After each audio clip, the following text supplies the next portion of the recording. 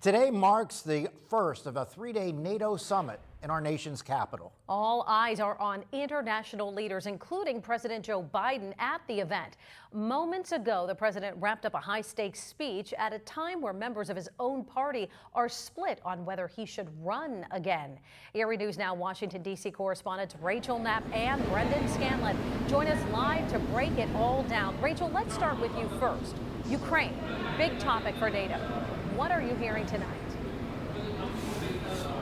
Good evening, Mike and Eva. So yes, Ukraine is definitely a top topic, if not the top topic of this NATO summit. And as you can see right behind us, we are in the press area. There's a lot of international press here that will be discussing this. But before I dive into the Ukraine topic, I want to talk about some other big topics that the Secretary General of NATO was discussing today. He spoke before a couple of defense companies, saying that NATO really needs to start boosting and bolstering up some of their defense capabilities, getting things like Patriot missiles, things like that. And so he announced that at the summit that these countries, a part of NATO, are going to sign a new transatlantic defense industry cooperation.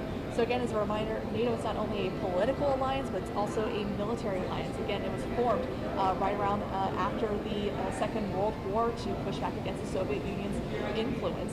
So they want to sign this agreement so they can work with defense companies to really get some of those munitions that I just mentioned, really kind of boost up their militaries, but it's not going to come cheap, okay? So this is something the Secretary General has been saying and really kind of, let's say, forcing or putting a lot of pressure on some companies to definitely start paying their fair share, but he definitely mentioned that some of these countries need to start ramping up the dollar amount to go towards NATO's military budget.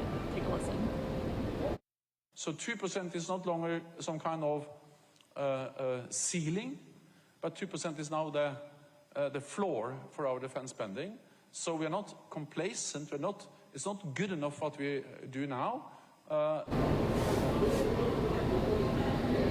And so for people who don't know, when countries sign into NATO, they basically kind of go into an agreement that they are going to put forward at least 2% of their nation's GDP towards NATO for that military budget. Out of the 32 countries that are part of the alliance, only 23 either meet or exceed that 2%. The United States, of course, is the biggest financial booster. But as far as Ukraine goes, I want to dive into that really quick. We just heard from President Biden on this. He briefly mentioned that this is going to be a huge topic at the summit because Ukraine wants to be the next NATO member. And Brendan, as you just heard, the president just said that as this war with Russia continues, they still believe that Ukraine will win. Right, and this was a really big, really important speech for President Biden, NATO allies, the American public, and adversaries from across the globe watching this speech very, very closely as questions surrounding the president's cognitive and mental fitness are really starting to intensify here in Washington. It's been the talk of the town all week here in D.C. and on Capitol Hill, as well as recent reports of a Parkinson's specialist visiting the White House multiple times just in the last year alone.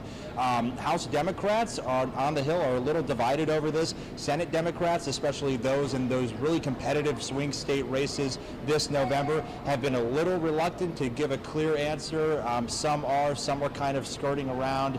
But really, we did hear from both House and Senate Democratic leadership earlier today, and here's what they had to say.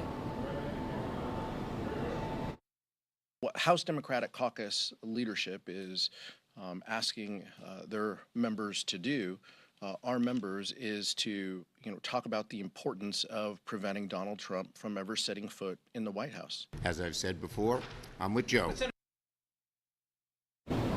So you heard there Senate Majority Leader Chuck Schumer saying he is with Joe, and then a number of House Democrats also saying that they're standing with the president, and a few of them are a little reluctant to really hop on board. But again, we heard that speech, a lot of important takeaways. Rachel, you were talking about the importance of NATO, standing with NATO allies, and as well as supporting Ukraine. So a lot of really important topics that the president touched on there, but we'll have more on that speech coming up later this evening and throughout the rest of the week. But for now, reporting live at the 75th NATO Summit, I'm Brendan Scanlon.